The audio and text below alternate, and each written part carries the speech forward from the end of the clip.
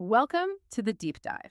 Imagine a game, right? So simple, it almost feels, I don't know, nostalgic, but it's built for this kind of blend of waiting and excitement.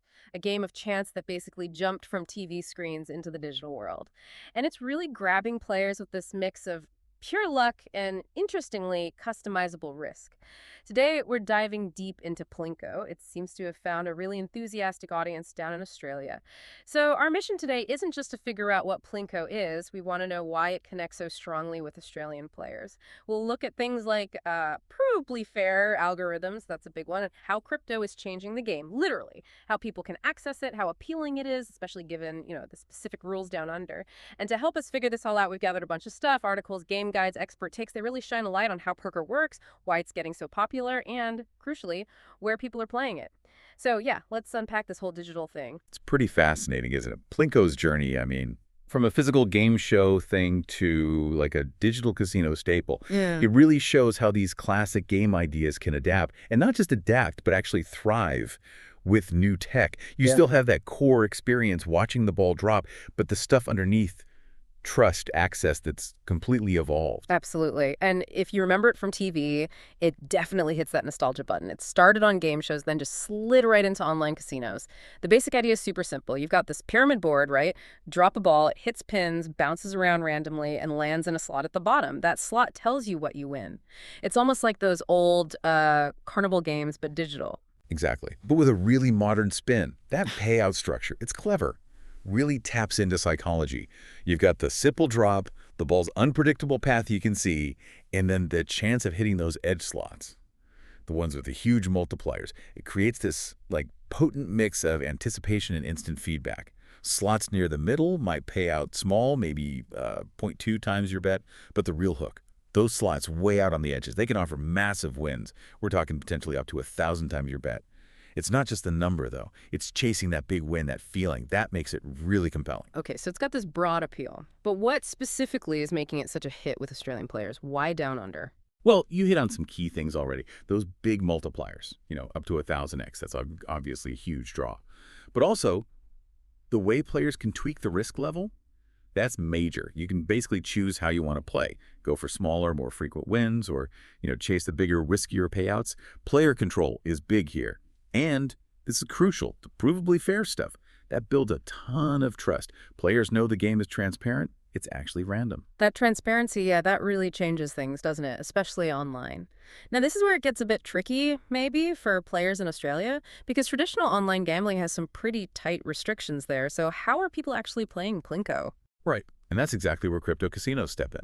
Platforms like LCC Casino, ETH Casino, they offer a different route. They specifically say, yeah, players from Australia are welcome. They operate outside those traditional restrictions.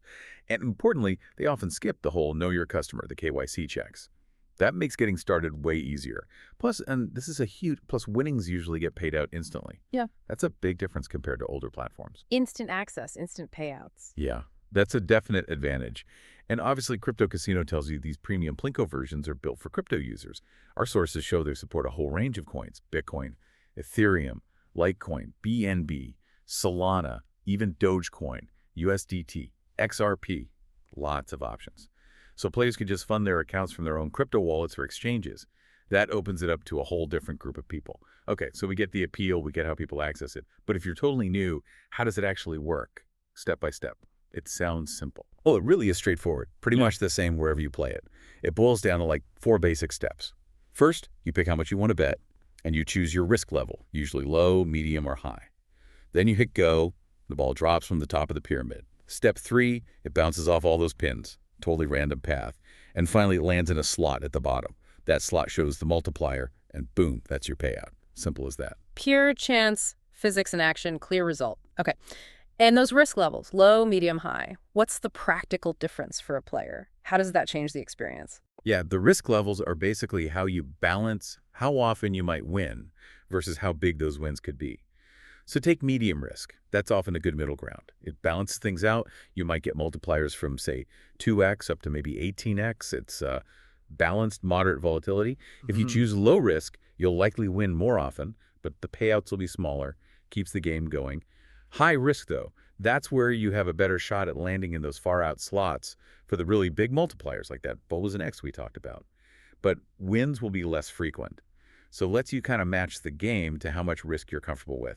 That customization is really key to why people like Plinko. Tailoring the experience makes sense. And what about speeding things up? Our sources mentioned automation tools. Yeah, that's a convenience feature. Most platforms have it.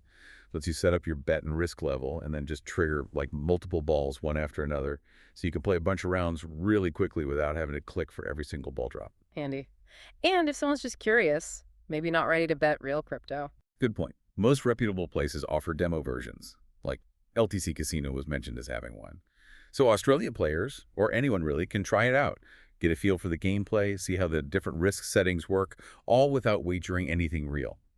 Our research even found one was an Australian flag theme, apparently, which is, fun little touch for local players. Okay, we keep mentioning provably fair. It sounds really important, almost revolutionary for online gaming. Can you break that down? What is it and why is it so central to games like Crypto Plinko? Yeah, provably fair is. It's more than just a feature, really. It's about fundamentally changing how trust works online. It's an algorithm, right?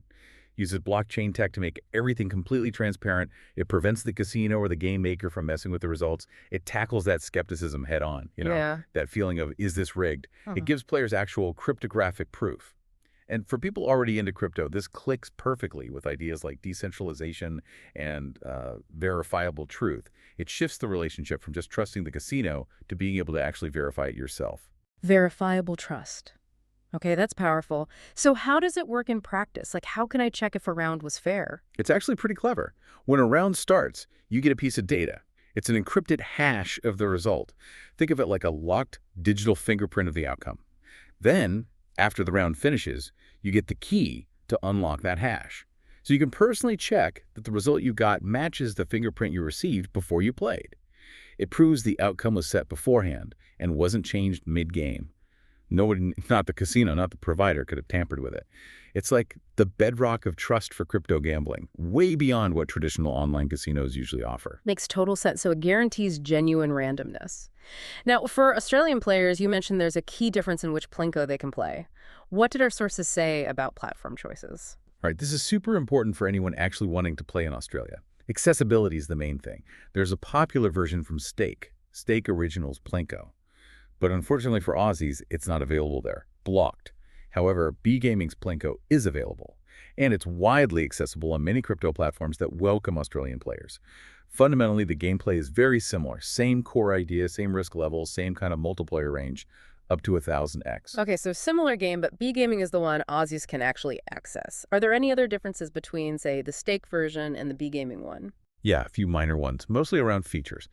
B-Gaming often has more preset autoplay options, like you can set it to run up to 1,000 bets automatically. Stakes might be more custom. B-Gaming also tends to show more history, maybe the last 16 rounds compared to Stakes' last 4. And it might display stats like time played, total bet, profit, right on the screen, which Stake doesn't.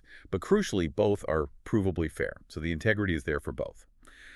The main takeaway for players in Australia, though, is that B-Gaming's Plinko, and maybe others like Stripe's version, are their go-to choices for a provably fair game they can actually play. Right. So the bottom line for Australian players is B-Gaming Plinko or maybe Stripe. Those are the main accessible, provably fair options. Good to know. Okay, we've gone through the mechanics, the access, the tech. Let's pull back a bit. What are the clear wins here? What makes Plinko stand out? And are there any downsides? The pros are pretty straightforward, I think. First, as we've hammered home, that provably fair tech. Huge deal for transparency and trust. Second, the potential for those massive multipliers. Up to 1000x is genuinely exciting, offering the chance for significant wins. And third, the flexible risk settings. It really does cater to different types of players. Whether you like low and slow or high risk, high reward, it works. Very accessible, appeals to different tastes. But, like you said, no game is perfect for everyone. What are the potential drawbacks? Why might someone not like Plinko? Well, the main thing our sources pointed out is just its simplicity, its plainness maybe. While that's a huge plus for beginners, you can pick it up in seconds. It might not hold the attention of players who crave complexity, people who like games with deep strategies or skill elements or intricate stories. Plinko's pure chance. Drop the ball, see what happens. So it might feel a bit shallow for some players looking for more depth. That simplicity leads to another question, one that always pops up with online games, especially chance-based ones. Is Plinko a scam? People worry about that. And it's a totally valid concern, let's be crystal clear. Plinko itself, the game concept, is definitely not a scam. It's a legitimate game of chance, been around ages. However, and this is the crucial part, whether your experience is fair and legitimate depends entirely on where you play it. The platform matters immensely. Our sources really stress using trusted providers, like the ones offering B-gaming or Scribe versions, because those versions use that provably fair tech we discussed. Blockchain ensures transparency. Okay, so the game itself is fine, but you need to pick your casino carefully. What's the practical advice then? How do you avoid dodgy platforms? It really boils down to due diligence. Stick to reputable online casinos. Look for ones with positive player reviews, clear terms and conditions, maybe even some form of licensing, though that can be complex in the crypto space. Definitely choose platforms known for offering provably fair games from established developers like B-gaming. Be really wary of unknown or unregulated sites. Red flags include things like unrealistic bonuses, major delays when you try to withdraw winnings, misleading ads. If a platform seems just too good to be true or asks for way more personal info than seems necessary, probably best to steer clear. Right, standard online safety rules apply. Okay, let's circle back quickly to the legal side in Australia.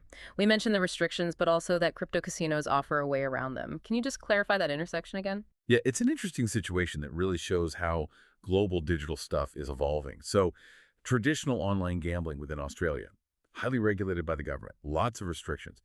But these crypto-based casinos, like LTC Casino we mentioned, they often operate well outside that specific Australian government jurisdiction, maybe licensed elsewhere, or operating more globally via crypto rails.